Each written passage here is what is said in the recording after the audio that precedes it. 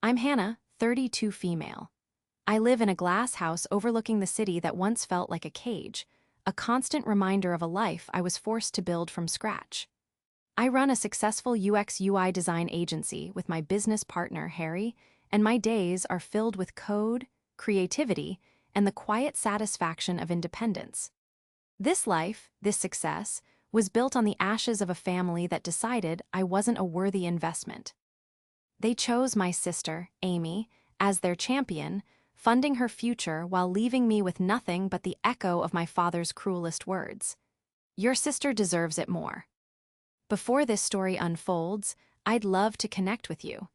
Please let me know in the comments where you're watching from and what time it is in your corner of the world. It's amazing to see how far these stories can travel. Growing up in our meticulously kept suburban home was like living in a diorama of the perfect family, but only if you were looking at my younger sister, Amy. From the moment she was born, it was clear she was the masterpiece, and I was just the practice canvas. My parents, George and Claire, didn't use words like favorite, but their actions painted a picture clearer than any dictionary definition. George, a civil engineer, saw the world in terms of solid investments and reliable structures. To him, Amy was a blue-chip stock, a guaranteed return of pride and social standing. I, on the other hand, was a volatile, unpredictable variable he never quite figured out how to solve for. My mother, Claire, a retired teacher, orchestrated our childhoods with a quiet but firm hand. She championed fairness in her classroom, but practiced a subtle, devastating form of favoritism at home. Amy was grace and charm, a social butterfly who could melt hearts with a single, calculated smile. Her artistic talents were celebrated with expensive lessons, gallery trips, and endless praise. Her school projects, often more my mother's work than her own, were framed and hung in the hallway. My achievements were met with a polite nod and a quick change of subject. I was the practical, quiet one. The one who excelled in math and science, who took apart old radios to see how they worked, who found more comfort in logic than in the ambiguous world of art and emotion my family revered. My report cards, filled with straight A's in subjects my father dismissed as technical, were glanced at and placed in a drawer. Amy's bee in pottery was celebrated with a new kiln for the garage. It wasn't overt cruelty. It was a slow, steady erosion of my sense of worth, like water dripping on a stone. I learned early on that my value in that house was directly tied to my utility. I was the one who fixed the Wi-Fi, helped my dad with his tax software, and tutored Amy in the math she despised. I was useful, but I wasn't cherished. The disparity became glaringly obvious in our teenage years. When Amy wanted to go on a summer arts program in France, my parents cashed in savings bonds. When I was accepted into a prestigious STEM camp at a top university, my father looked at the cost and said, "It's a lot of money for a summer hobby, Hannah. You can learn that stuff from a book." I paid for it myself with the money I'd saved from a part-time job at a computer repair shop. That was the pattern. Amy's wants were treated as essential investments in her future. My ambitions were treated as expensive hobbies. I tried to talk to my mother about it once, my voice small and trembling in the pristine kitchen. "Mom, it feels like you and Dad are always so excited about Amy's art, but when I talk about coding or building websites, it's like you're not interested." She'd smoothed down her apron, her gaze avoiding mine. "That's not true, dear," she said, her tone gentle but dismissive. "We're proud of both of you. It's just that Amy's path is, well, it requires a bit more nurturing. Your talents are so practical, you'll always be able to take care of yourself." It was meant to be a compliment, but it felt like a curse. It was an excuse to neglect my dreams because they believed my practicality made me resilient enough to handle it. They didn't have to water my garden because they assumed I could survive in a desert. My only real ally in that house was my own quiet determination. I built my first functional website at 16. I started a small side business in my senior year of high school, designing simple websites for local businesses. The money I earned was my own, a secret stash of independence I guarded fiercely. It was proof that the hobby my father dismissed had real-world value. My business partner, Harry, was a friend from my computer science class. He was a brilliant coder who, like me, felt like an outsider. We bonded over our shared passion for technology and our mutual frustration with a world that didn't seem to understand what we did. He saw the potential in my work when my own family saw a distraction. While my parents attended Amy's art shows, RRY and I would be in my garage, fueled by cheap pizza and the thrill of building something from nothing.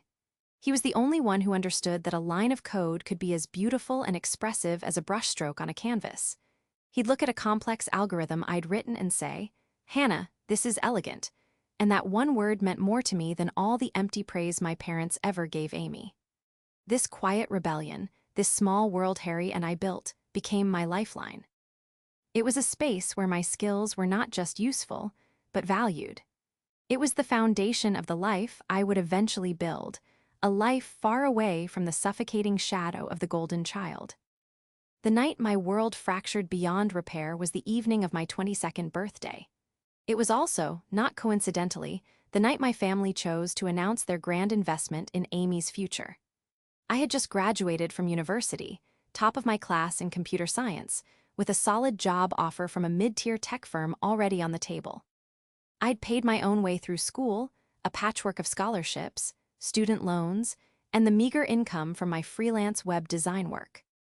I was proud of it, a quiet, fierce pride that I carried like a shield. I came home for my birthday dinner expecting, perhaps foolishly, a flicker of recognition, a moment where my hard-earned success would finally be acknowledged. The dining room was set with the good china, something reserved for major occasions. For a moment, my heart leaped. Maybe this was it. Maybe this was for me. The meal was pleasant enough on the surface. My mother, Claire, had made my favorite roast chicken. My father, George, even managed a stilted conversation about the tech industry, asking questions that showed he'd at least skimmed an article somewhere. Amy, vibrant and glowing, talked endlessly about her final year at art school. She had grand plans, of course.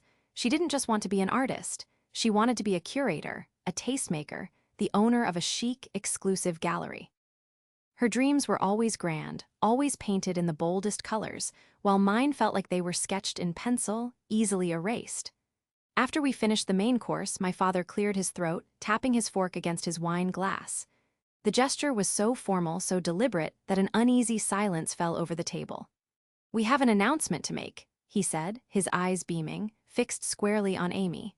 My mother clasped her hands together, a picture of maternal pride. I felt a familiar knot tighten in my stomach. "As you all know," George began, "Amy is about to graduate and embark on her career. A career in the arts is not easy. It requires not just talent, but significant capital to get started. Your mother and I have had many discussions about the best way to support our children's futures." He paused for dramatic effect, and in that pause, I let a tiny, dangerous sliver of hope in. Maybe they were splitting the inheritance early. Maybe they were giving us both a nest egg. It was a stupid, childish thought, born of a desperate need to be seen as equal. "We believe in investing in a sure thing," he continued, his gaze unwavering from Amy. "That's why we have decided to liquidate a significant portion of our investment portfolio to provide Amy with the seed money to purchase a space and open her own gallery. We are giving her the entirety of the funds we had set aside for both of your futures." The words hung in the air, thick and suffocating, the entirety, for both of us. My fork clattered onto my plate, the sound unnaturally loud in the sudden silence. I stared at him, trying to process the raw data of his statement. It didn't compute. "Both," I whispered, my voice hoarse. "What about me?" My father finally turned to look at me, his expression not of apology, but of cold, hard justification. "Hannah, you're different," he said, as if explaining a simple mathematical formula. "You have a practical degree, a job lined up. You've always been good at taking care of yourself. Amy, she needs this. Her dream is more fragile." Amy looked down at her lap, a perfect portrait of humble gratitude, but I saw the flicker of triumph in her eyes. She had won. She had always won. My mother reached across the table, her hand hovering near mine but not quite touching it. "It's not that we don't believe in you, dear," she said softly. "It's just that your sister deserves it more." Your sister deserves it more. The phrase was a physical blow. It was the crystallization of every overlooked achievement, every dismissed ambition, every time I was made to feel like the backup plan.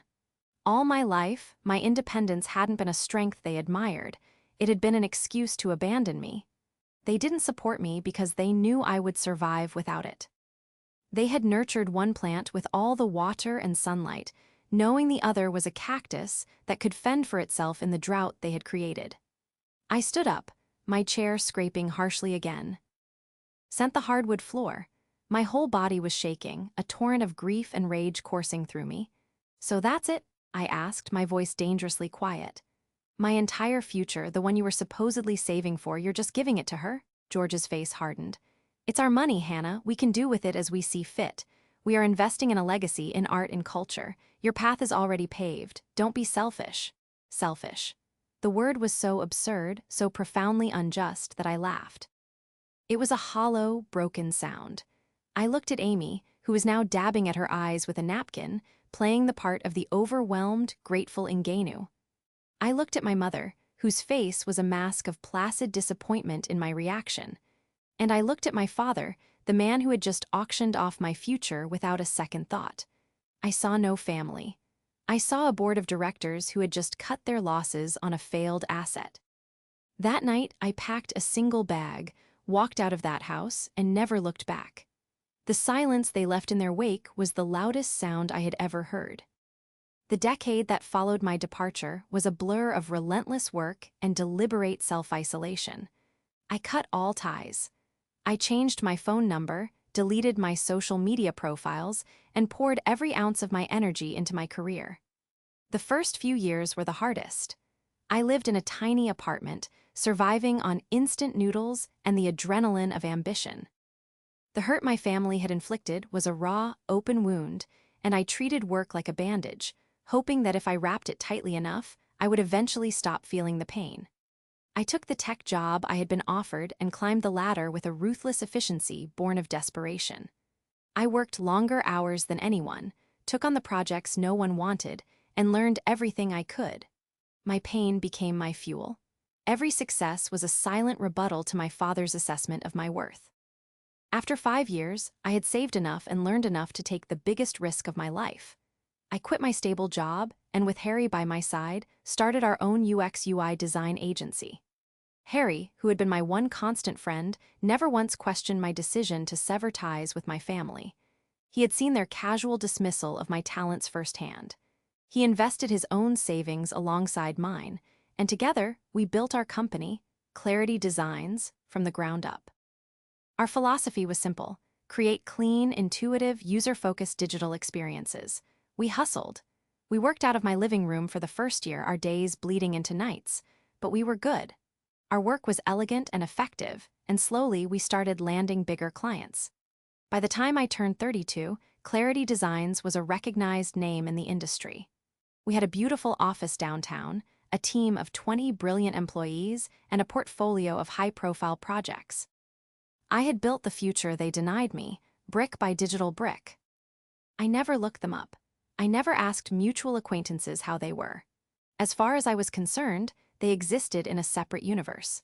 That is, until a mundane Tuesday afternoon shattered the sterile peace I had so carefully constructed. We were in the final stages of a major project for a new client, a multinational wealth management firm called Prestige Financial. They were launching a new, high-net-worth client portal, and our team was designing the entire user interface. It was a massive, lucrative contract for us. As part of the final security and compliance checks, they sent over a list of their senior financial advisors who would have top-tier administrative access to the system. My job was to review their profiles and ensure the permissions hierarchy we designed was correctly implemented. I was clicking through the list, my mind on code and security protocols, when a name made me freeze. George, Senior Financial Advisor. There was a professional headshot next to the name. It was him. Older, grayer, the lines around his eyes deeper, but unmistakably my father. My blood ran cold. He worked for our client. Out of all the financial firms in the city, in the country, he worked for this one. I felt a wave of nausea and clicked on his profile. It expanded to show his bio, his years of service, his list of certifications. It all seemed normal, a standard corporate profile. But my mind was racing. How was this possible? What were the odds? Harry walked into my office, holding 2 cups of coffee. He saw the look on my face and immediately set them down. "Hannah, what's wrong? You look like you've seen a ghost." I couldn't speak. I just pointed at the screen. Harry leaned in, his eyes widening as he recognized the face. "No way," he breathed. "That's your dad." We stood there in silence for a full minute, the cheerful hum of our office suddenly sounding miles away. My carefully constructed wall between my past and my present had just been obliterated by a single mouse click. My first instinct was to pull our company off the project. To run, to hide, to pretend this never happened. But then a different feeling began to surface, something cold and sharp pushing through the shock: curiosity. My father, the man who saw the world in safe bets and solid structures, was a senior advisor at a firm like this. And then another piece of information from the profile caught my eye: a small, hyperlinked published works tab. I clicked it. It led to a series of articles on the company's blog. Most were dry, technical pieces about market trends and portfolio diversification. But the most recent one, published just a few months ago, had a title that punched the air from my lungs: Family Legacy Planning, Investing in What Truly Matters. The article was accompanied by a stock photo of a happy, prosperous-looking family. I started reading. It was full of platitudes about nurturing the next generation's dreams, about making wise, long-term investments in your children's futures, about the importance of providing the capital needed to launch an ambitious career. He wrote about passion projects and artistic ventures as viable, even desirable, family investments. He was selling the very philosophy he had used to justify destroying my future to his wealthy clients. But there was one line, buried deep in the third paragraph, that made my vision go red. A parent's greatest responsibility is to identify the child whose vision can build a lasting cultural legacy and fund it without reservation. He had monetized his cruelty. He had turned his betrayal of me into a sales pitch. It was then that the shock curdled into a cold, clear resolve. This wasn't just a coincidence. It was an opportunity. An opportunity to finally understand the truth behind the lie that had defined my life for the past 10 years. The discovery of my father's article was like a key turning in a lock I didn't even know existed. The vague, philosophical betrayal of my youth now had a name and a corporate letterhead. It wasn't just a family matter anymore, it was business. And in business, I knew how to operate. The cold resolve that had settled over me was methodical and absolute. My personal feelings of hurt were compartmentalized, stored away behind a wall of professional focus. This was no longer about a wounded daughter. It was about a CEO investigating a potential liability connected to a major client. That was the narrative I used to keep the shaking in my hands at bay. My first step was to leverage my position. As the head of the agency designing the very portal my father would be using, I had a legitimate, business-sanctioned reason to examine the system's architecture and, by extension, the data trails of its high-level users. It was a gray area, but one I was willing to navigate. Harry was my silent co-conspirator. He understood without me having to explain the gnawing need to know. He strengthened the security logs on the prototype portal, creating a system that would track every single module access, every data entry, and every client file interaction with granular detail. We justified it to the client as an enhanced security audit feature for their top-tier advisors, a selling point they readily approved. For the next few weeks, I lived a double life. By day, I was the unflappable CEO of Clarity Designs, leading meetings and reviewing wireframes. By night, I was a digital archaeologist, sifting through layers of data, searching for the truth. I started with my father's public profile and work history. George had been with Prestige Financial for 15 years, a long and seemingly stable career. He was, by all accounts, a successful, if unremarkable, senior advisor. He managed portfolios for a number of wealthy families in the region. But it was his connection to Amy's world that provided the first crack in the facade.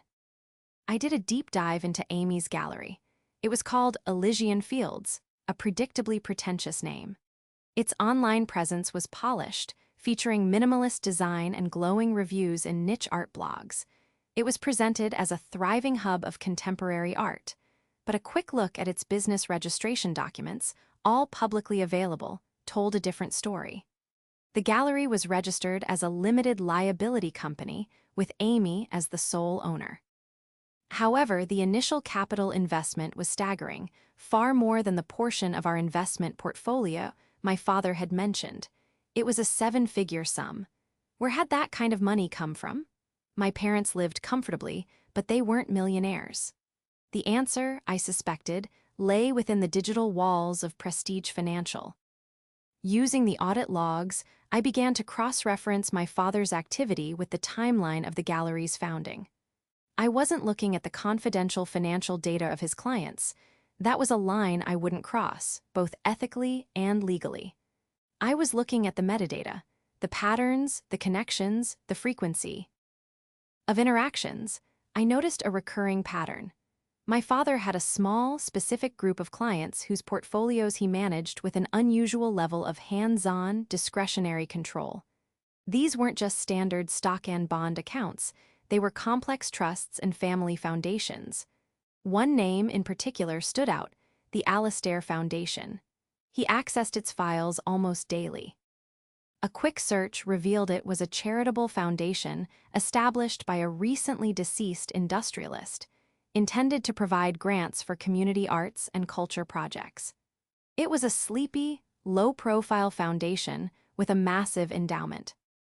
This is where my technical skills became my greatest weapon. The portal we were building had a communications module, an internal messaging system for advisors to discuss client accounts. As part of our user testing phase, we had created a sandbox version of the portal, a replica populated with anonymized dummy data. However, to ensure seamless integration, the system architecture had to be identical to the live version. I discovered a subtle vulnerability, a loophole in the way the system archived communications. With a carefully crafted script, I was able to query the archive logs of the live system, not for the content of the messages, but for the pattern of communication. I was looking for a connection between my father, the Alastair Foundation, and my sister, and I found it. There was a flurry of activity 10 years ago, right around the time Amy's gallery was established. A series of messages between my father and the foundation's junior trustee. The subject line of one of the archived message threads read, "Ray, Elysian grant proposal." My heart hammered against my ribs. Amy hadn't received a family investment.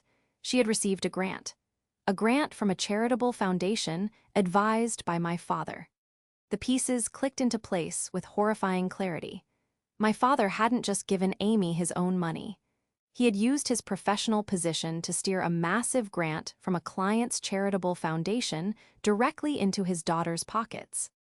The story he told me at that birthday dinner wasn't just cruel. It was a complete fabrication, a cover for an act of profound professional misconduct, possibly even fraud. The family legacy he spoke of was a lie constructed to conceal the fact that he had funneled a client's money to his favored child. He hadn't chosen Amy over me because her dream was more fragile. He had chosen her because he had a way to fund her dream without spending a single dime of his own money. My future wasn't sold to fund hers. It was simply discarded because it wasn't needed for his scheme. The cold, methodical resolve I had maintained for weeks finally cracked, and for the first time in 10 years, the rage I felt was not the hot, emotional rage of a wronged child, but the ice-cold, precise fury of a woman who had just uncovered a meticulously crafted crime. The discovery of the grant didn't bring closure. It brought a terrifying, crystalline focus. The anger was no longer a dull ache but a razor-sharp instrument. This was no longer about family drama or favoritism. My father, George, the man who preached about solid structures and safe investments, had built his family's legacy on a foundation of deceit and professional fraud. He had used a charitable foundation, money intended for the community, as his personal slush fund for my sister.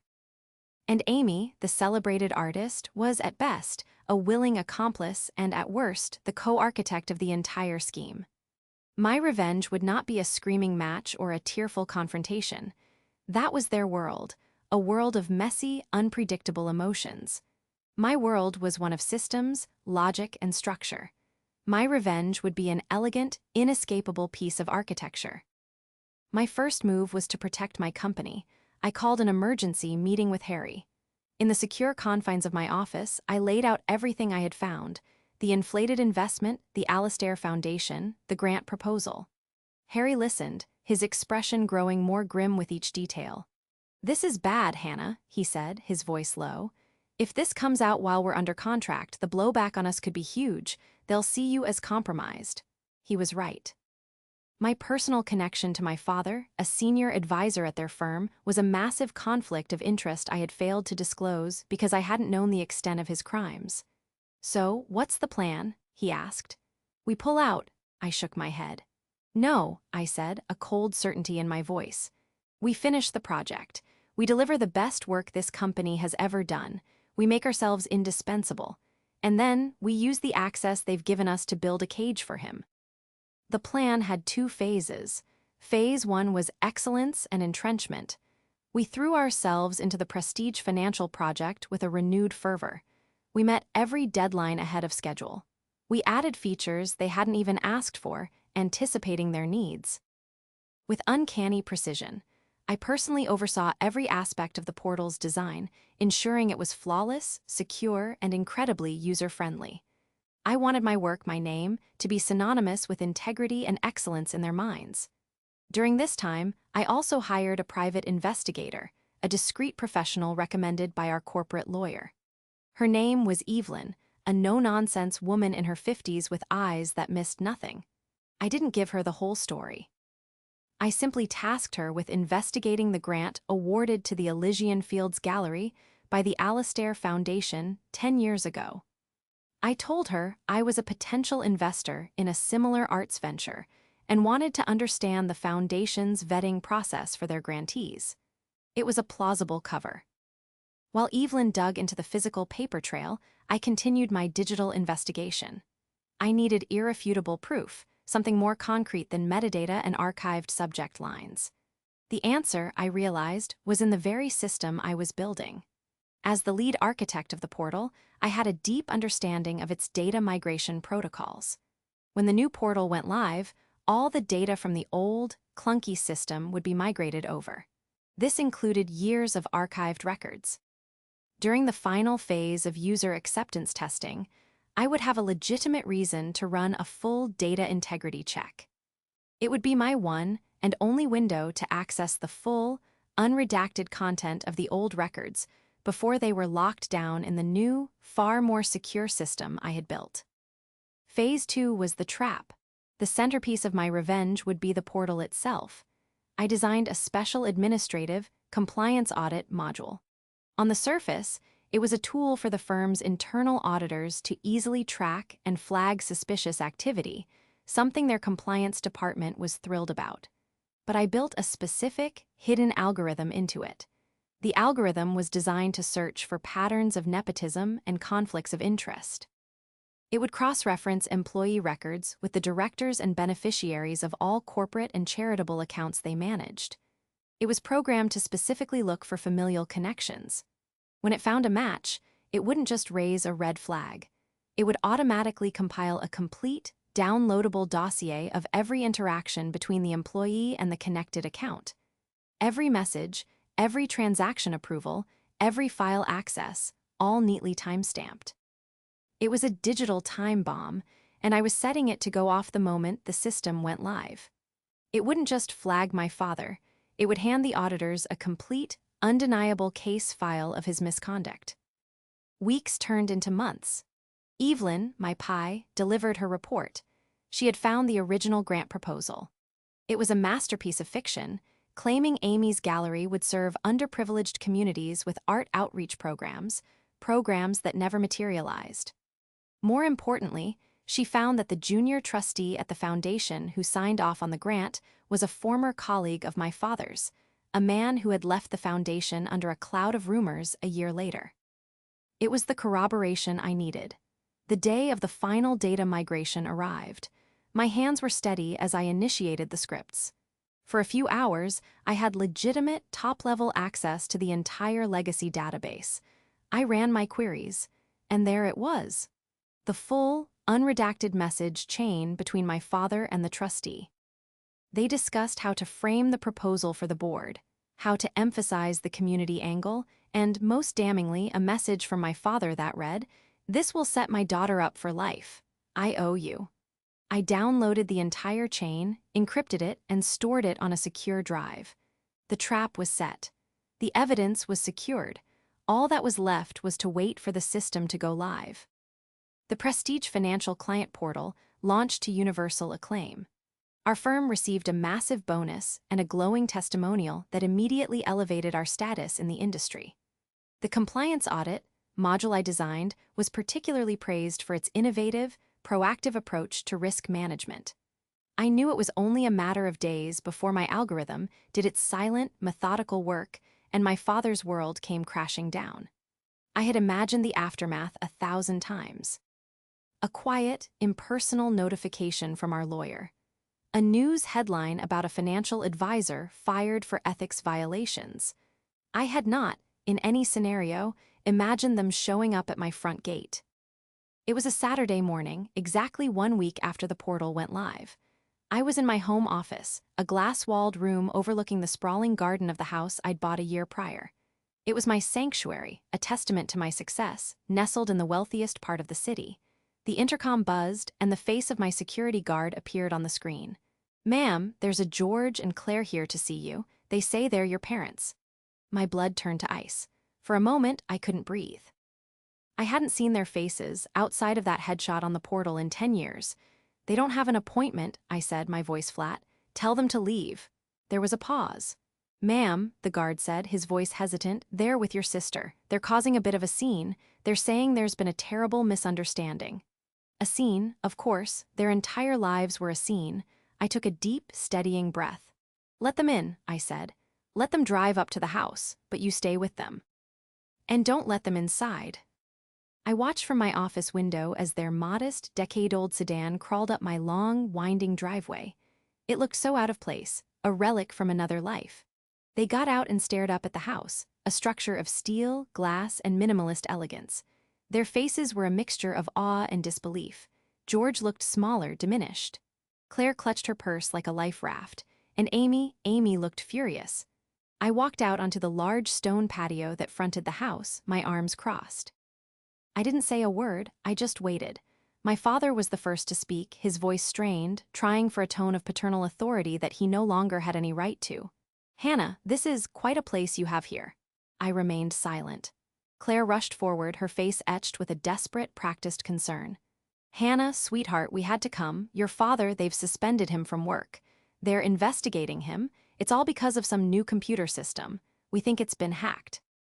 We thought, with your skills, maybe you could help." The audacity of it was breathtaking. They weren't here to apologize, they were here for tech support. "Hacked," I said, my voice dangerously calm. "No, the system is working perfectly. It's doing exactly what it was designed to do, find fraud." The word hung in the air between us, heavy and ugly. George flinched as if struck. "Fraud? That's a ridiculous accusation," he blustered. "I secured a grant for my daughter's cultural institution. It was a sound investment in the arts." "Was it?" I asked, taking a step closer. "Was it a sound investment when you conspired with a trustee to push the grant through? When you fabricated an entire outreach program to underprivileged communities that never happened? When you funneled money from a charity to your daughter while telling your other daughter that she wasn't worth a dime of your own?" Every word was a perfectly aimed dart, and I watched them land. My father's face went pale. My mother's eyes filled with tears of self-pity, but it was Amy who finally exploded. "You!" she shrieked, her voice cracking with V. "Nom, this is because of you. You've always been jealous of me. You couldn't stand that Dad and Mom believed in my dream." I turned my full attention to her. For the first time, I didn't see the golden child. I saw a weak, terrified woman whose entire life was built on a lie. "Believed in your dream?" I laughed, a real, humorless laugh. "They didn't believe in it, Amy. They just didn't have to pay for it. Your gallery, your success, your entire identity is a fraud, funded by money that was supposed to go to charity. Did you even know, or did you just happily cash the check and not ask any questions?" Her face crumpled, confirming my suspicion. She knew. Of course, she knew. My father finally found his voice, a desperate, pleading whisper. Hannah, please, you have to stop this. You can call them, tell them it's a mistake. My reputation, my pension, my whole life is on the line. He looked around at my house, at the visible, tangible proof of the life I had built without him. The question that was written on his face in the car was now spoken aloud, filled with a pathetic bewilderment. Why do you have all this? How? I looked him dead in the eye. I have this because you left me with nothing, I said, my voice dropping to a low, intense whisper. I have this because you taught me that the only person I could ever rely on was myself. You didn't invest in me, so I invested in myself. You built your legacy on a lie. I built mine on the truth.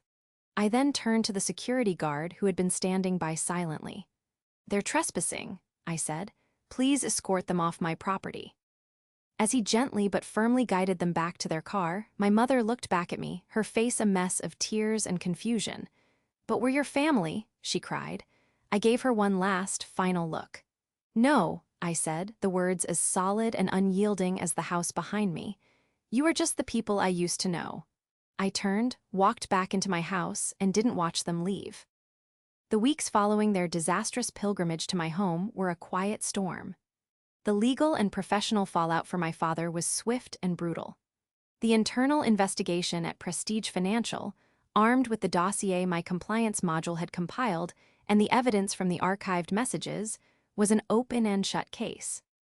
George was fired, stripped of his licenses, and faced a civil lawsuit from the Alastair Foundation to reclaim the grant money with interest. The scandal was contained within the financial world, never making splashy public headlines, but for a man whose entire identity was built on his professional reputation, it was a fate worse than prison. He was ruined, a pariah in the industry he had dedicated his life to. The lawsuit, of course, targeted the recipient of the funds, Amy's gallery. Elysian Fields, once her monument to success, became an anchor dragging her down. The legal fees were astronomical. Without the endless well of my father's fraudulent schemes to draw from, her business was unsustainable. The gallery, which had been hemorrhaging money for years behind its glossy facade, folded within 3 months. Amy was forced to sell the property to pay back a portion of the settlement. The art sold off at auction for a fraction of its supposed value. She was left with nothing but debt and the bitter taste of a life she had never truly earned. My mother, Claire, was caught in the crossfire. Her quiet, comfortable life evaporated. They had to sell their home, the meticulously kept stage for their family drama, to cover their own legal bills. I heard through the grapevine, the corporate lawyer who kept me apprised of the legal proceedings, that they had moved into a small rental apartment on the other side of town. The perfect family diorama had been smashed to pieces. I felt a strange, hollow sense of victory. I had expected to feel triumphant, vindicated. Instead, I just felt quiet. The fire of rage that had fueled me for a decade had finally burned itself out, leaving behind an empty space. The architecture of my revenge had been perfectly executed, the final balance sheet settled. They had lost everything they had built on their lies. I had won. But the silence in my large, beautiful house felt heavier than before. It was during this period of quiet introspection that Harry stepped in, not as my business partner, but as my friend. He saw the shadow that lingered behind my eyes, even in the wake of my total victory. You did what you had to do, Hannah, he told me one evening as we sat on my patio, overlooking the city lights. They built a structure based on a faulty foundation. It was always going to collapse. You just pointed out the cracks. He was right. My actions hadn't created the rot, they had simply exposed it to the light. The closure I was seeking wasn't going to come from their downfall, but from what I chose to build in its place. My life had been a reaction to them for so long, a reaction to their neglect, their betrayal, lies. Now, for the first time, I could live a life of my own creation, not in opposition to them, but simply for myself. I started making changes, small ones at first. I started leaving work at a reasonable hour. I took up hiking, finding peace in the simple, solid truth of a mountain trail. I reconnected with a few old university friends, people who had known me before the armor went up. I was learning to build a life that wasn't just successful, but also joyful. The most significant change was a professional one. With the profits from the Prestige Financial project and our company's soaring reputation, we were in a position to do something meaningful.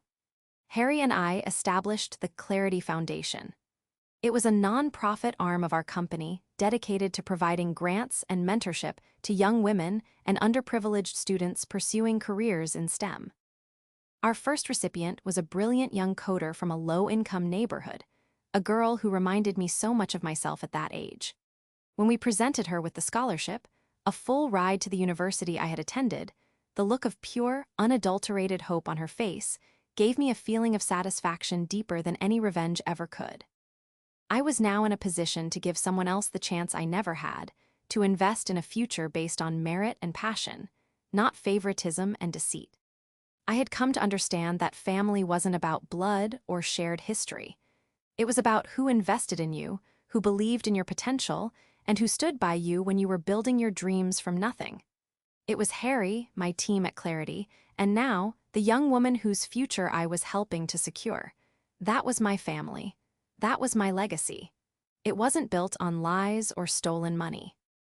It was built on elegant code, hard work, and the quiet, unshakable truth that everyone deserves a chance to build their own solid structure.